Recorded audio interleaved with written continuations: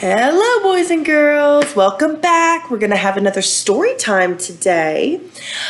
Today we're reading one of my very favorite books. This book is very special to me, all right? And I'm going to tell you why in a second. This book is called The Library Dragon, and its author, what's the author do? Writes the book. That's right. The author is Carmen Agra Deedy.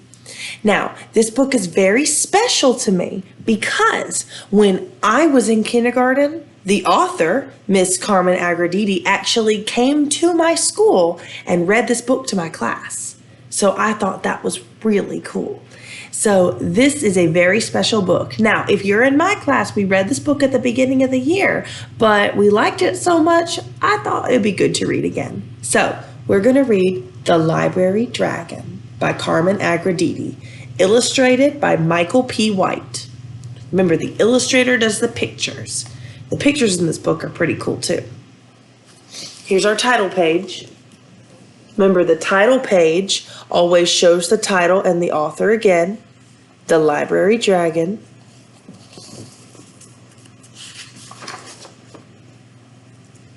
All right, let's get started.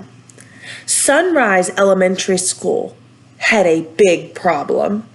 The new librarian, Miss Lotta Scales, was a real dragon. A real dragon. Wow, look at that. Miss Lotta Scales was hired to guard the library, and she took her job seriously. Hundreds of new, clean books replaced the old smudged ones. These shining gems neatly lined the shelves of her library lair in perfect order. No 398.2s in the 500s, and absolutely no fiction in the biographies. It says, "Do not touch the books, for display only." If you've ever been to a library, you know that usually that you can take the books and borrow them, right? She kept a fiery eye out to make sure that nobody removed any books from the shelves.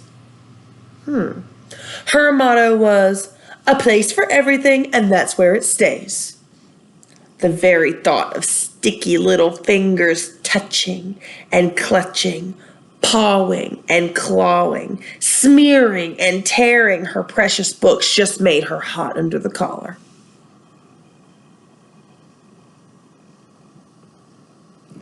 So she's not letting anybody borrow the books, but she's not even letting anybody touch the books. That's not very nice, is it? Miss Scales thought that the way some books spread an unfounding fear of dragons was positively inflammatory. Books that depict cruelty to dragons should never have been published in the first place, she said. She got so fired up about this, she didn't just discard the books she didn't like. She incinerated them. There she is, incinerating a book. What do you think incinerate means? Let's think about it for a second. What does a dragon do? What do you see in the picture? She incinerated the books. To incinerate means to set it on fire. Just like that. The kids watched in awe. "Well, that settles it," said Albert Hoops. "When there's smoke, there's fire, and that Miss Scales, she's a real dragon." See, all the kids are hiding. You see Miss Scales' hand. She's incinerating the books. Remember, incinerate means to set on fire. Not surprisingly, the kids at Sunrise Elementary began to dread library day. It wasn't long before the teachers stopped sending their children to the library altogether because they kept coming back singed. Singed means a little bit burnt. See? It says, "If alarmed, pull tail."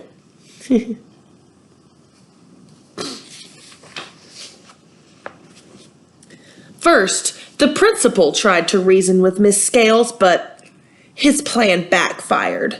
Instead of cooling her down, he just fanned the flames. And finally, don't forget who does the hiring, Miss Scales, sputtered the principal.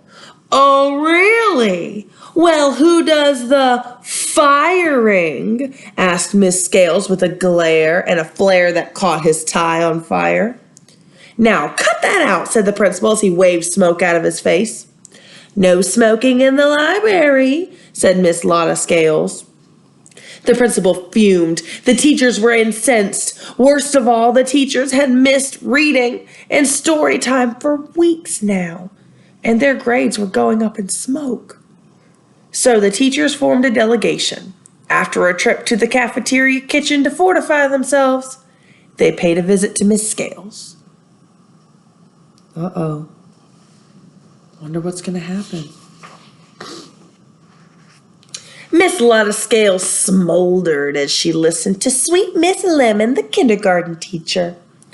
And most importantly, Miss Scales, dear, the children, they miss story time.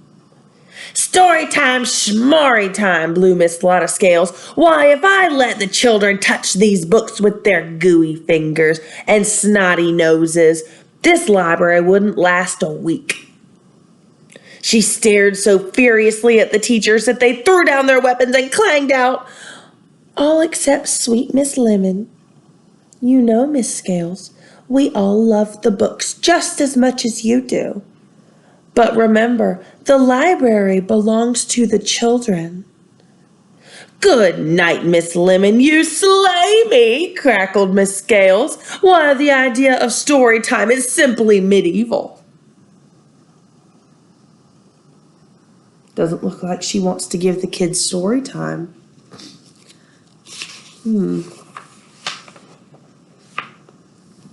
Uh-oh. Looks like she blew fire and Miss Lemon ran off. As usual, the dragon had the last word. It's a fire extinguisher. Maybe they could use that to put the fire out.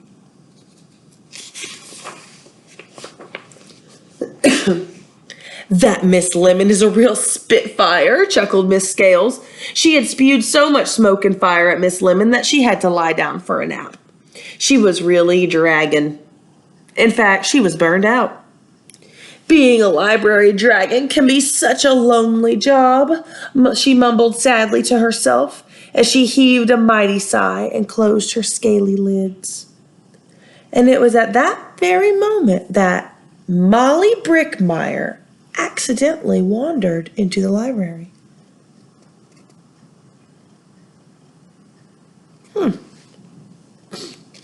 Wonder what she's going to do.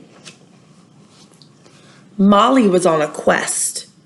She had lost her glasses, and she couldn't see a thing without them unless it was right under her nose. She stumbled into a bookshelf, and a book fell into her lap, and she did not even see that sign that said, "Do not touch the books, for display only," because it was over her head. She held this one right under her nose, and she began to read out loud. First, a class of second graders in line for the water fountain heard her, and they tiptoed in to listen. Then the fourth graders outside playing kickball heard a story being read and crowded around the windows. "Speak up," someone said. So Molly Brickmeyer spoke up. Word of story time in the library spread like wildfire at Sunrise Elementary School.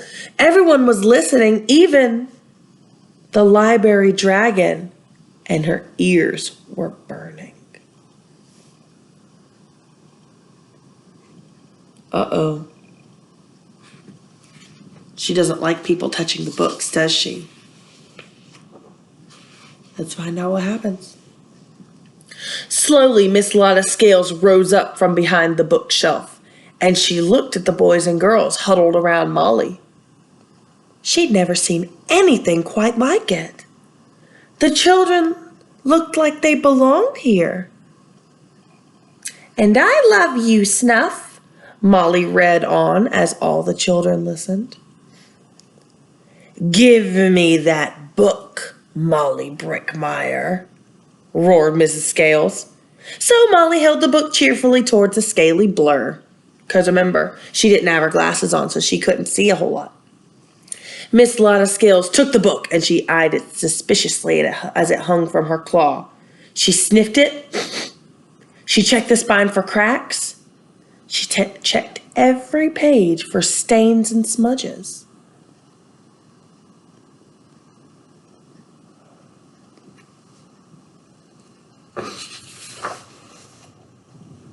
Finally, Miss Scales looked around at the children and cleared the smoke from her throat. Now, where were we? Why, yes, I love you, Snuff. At first, the children were too nervous to listen. But when Molly Brickmeyer climbed up into Miss Lotta Scales' lap and didn't get scorched, they relaxed. You're warm, whispered Molly. Don't interrupt. Shh, said Miss Scales. Everyone was listening so intently they almost missed it. As she read, Miss Lotta Scales' scales began to fall on the linoleum floor with a clickety-clack, clickety-clack. Her scales were coming off until all that was left was Miss Lottie, librarian and storyteller, sitting on a mountain of yellow, green, and purple scales with Molly Brickmeyer, dragon slayer extraordinaire, on her lap. The rest of the children warmed up to Miss Lottie right away.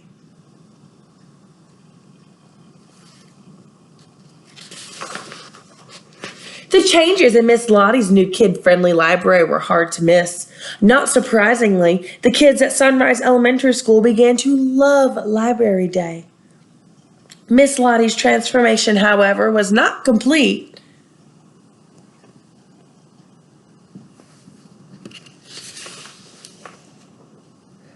But then, every librarian needs a little bit of a dragon, or else who would guard the books? She still has a dragon tail. And at the end it says, the end of our tale. And that's the end. See, there's Molly Brickmeyer. And that was The Library Dragon. I love that book. Such a good book. All right. Now, I know that we're not able to go to libraries right now because we're all at home, but I encourage you to go look at the books that you have in your house and pretend that's your library. You can pick any book you want and read it. See how much you can read, and if you have trouble reading, just try your best and then have a grown-up read to you. All right, well, it was great reading with you today. Keep in touch with for some more books and some more things. We're going to do other things on here too, like we might do some math, we might do some more letters. Just keep in touch, and I will see you later. I love you. Bye.